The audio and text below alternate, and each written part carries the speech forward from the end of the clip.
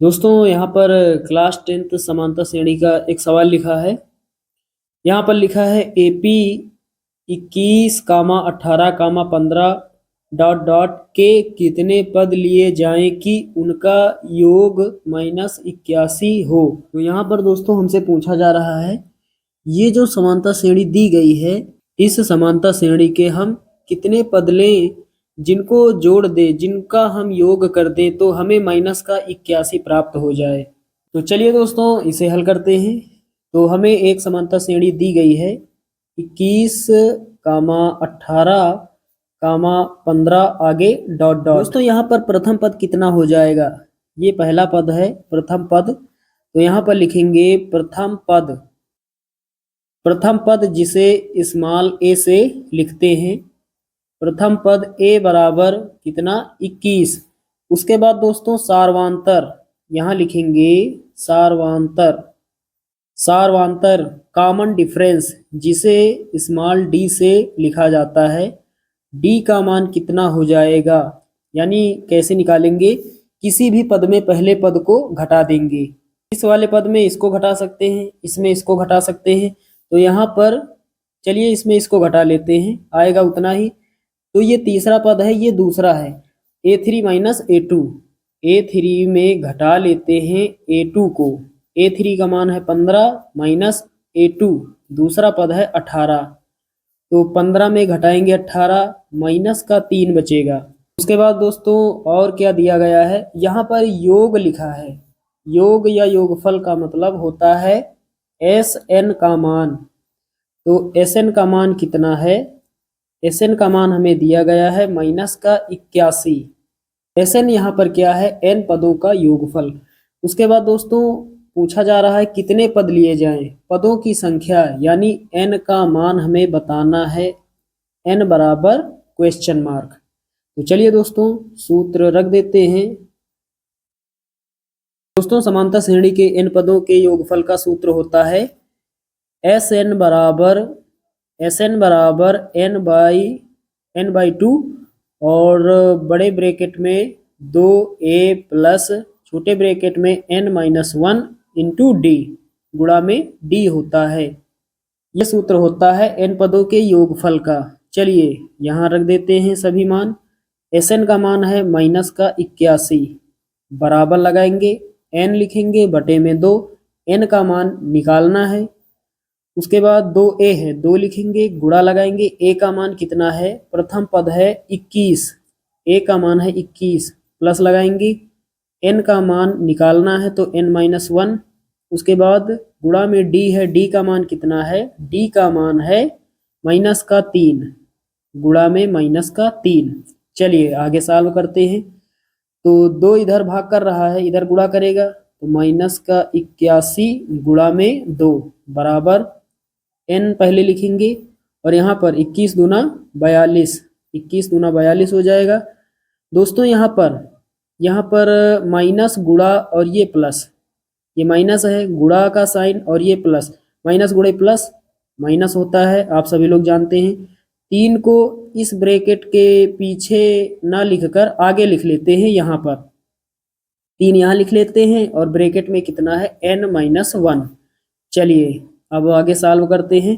तो 81 का गुणा 2 से होगा, माइनस लगा लेते हैं, 81 दूना 162, 162 हो जाएगा, बराबर लगाएंगे, n लिखेंगे बड़ा ब्रैकेट, यहाँ पर पहले 42 लिखेंगे, उसके बाद माइनस लगाएंगे, 3 का गुणा n से होगा, 3n हो जाएगा। अब यहाँ पर माइनस है तो ब्रैकेट खुलेगा तो ये माइनस प्लस हो जाएगा, 3 का गुणा 1 से होगा, 3 1 3। चलिए अब आगे हल करते हैं। माइनस का 162 बराबर n लिखेंगे। दोस्तों यहाँ पर 42 प्लस 3 कितना हो जाएगा, 45, 42 में 3 जोड़ेंगे 45 हो जाएगा, माइनस का 3n।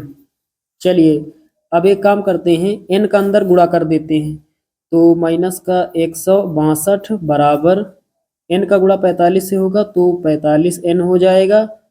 उसके बाद दोस्तों माइनस लगाएंगे, 3n का गुणा n से होगा, 3n स्क्वायर हो जाएगा। अब दोस्तों ये जो पार्ट है इतना इस तरफ लाएंगे, माइनस का 3n² है इधर आएगा, प्लस का 3n² हो जाएगा, माइनस का 45n है इधर आएगा, ये भी इधर आएगा तो माइनस का हो जाएगा 45n, और माइनस का 162 बराबर 0। चलिए दोस्तों अब आगे सॉल्व करते हैं। तो यहाँ पर एक काम करते हैं, पूरे समीकरण को 3 से भाग दे देते हैं। यहाँ पर 3 से भाग देंगे, यहाँ पर 3 से और यहाँ पर 3 से, बराबर के इस तरफ भी देंगे 3 से भाग। तो 0 के नीचे लिखेंगे 3, ये पूरा 0 हो जाएगा। 3 इक्के 3, 3 इक्के 3, 3 से 3 कट जाएगा, 3 इक्के 3, ऊपर 4 है तो 3 इक्के 3, 1 बचा 15, 3 पचे 15। उसके बाद नीचे 3 है, 3 इक्के 3, ऊपर कितना है 16 है, तो 3 पचे 15, 1 बचेगा 12 हो जाएगा, 3 चौके 12, ऊपर 0 है नीचे 3, ये पूरा मान 0 हो जाएगा। तो फाइनली हमारे पास बचेगा n² माइनस 15n माइनस का 54 बराबर में 0। अब दोस्तों हमारे पास समीकरण बचा n² माइनस 15n माइनस 54 बराबर 0। ये द्विघात समीकरण के रूप में है, इसका हमें करना है गुणनखंड। तो लास्ट में है 54, गुणा करने पर कितना आ जाए 54 आ जाए, और 54 के आगे साइन है माइनस का, माइनस का मतलब घटाने पर कितना आ जाए, n का गुणांक कितना दिया गया 15, घटाने पर 15 आ जाए। तो साथियों 18 का जब आप गुणा करेंगे 3 से, 18 तियां 54 हो जाएगा, और 18 में घटा देंगे इसी 3 को तो हमें प्राप्त हो जाएगा, 18 में घटा देंगे 3 तो हमें मिल जाएगा 15। इसका मतलब जहाँ पर 15 है हम लिख सकते हैं 18 माइनस 3। चलिए दोस्तों अब रख देते हैं। तो पहले है n² लिख लेते हैं, माइनस लगाएंगे, 15 यहाँ पर है, 15n है, 15 जहाँ पर है हमें लिखना है 15 के स्थान पर 18 माइनस 3, छोटा ब्रैकेट बनाएंगे, 18 माइनस 3, 18 में 3 घटाएंगे 15 बचेगा, n को बाहर लिखेंगे और माइनस का 54 बराबर 0। चलिए अब आगे सॉल्व कर लेते हैं। तो पहले n² लिखेंगे, माइनस लगाएंगे, 18 का गुणा n से होगा, 18n हो जाएगा। उसके बाद दोस्तों माइनस माइनस, ये चिन्ह और ये इन दोनों साइन का आपस में गुणा होता है, माइनस गुणे माइनस प्लस हो जाएगा, 3 का गुणा n से होगा, 3n हो जाएगा, माइनस का 54 बराबर 0। अब एक पार्ट ये एक पार्ट ये, यहाँ से n कॉमन मिलेगा तो कितना बचेगा n माइनस 18। उसके बाद दोस्तों प्लस लगाएंगे, यहाँ 3 है यहाँ 54 है, 54 का मतलब हुआ कितना होगा, 54 का मतलब 18 गुणा 3, 18 तियां 54, तो 3 यहाँ और 54 में 3 छिपा है, 3 कॉमन हो जाएगा, कितना बचेगा n बचेगा माइनस 54 से 3 कॉमन हो गया तो 18 बचेगा, 18 तियां 54 होता है बराबर में 0। अब एक पार्ट ये एक पार्ट ये, फिर से कॉमन कितना है n माइनस 18 यहाँ है, n माइनस 18 यहाँ पर, यानी n माइनस 18 हो जाएगा कॉमन।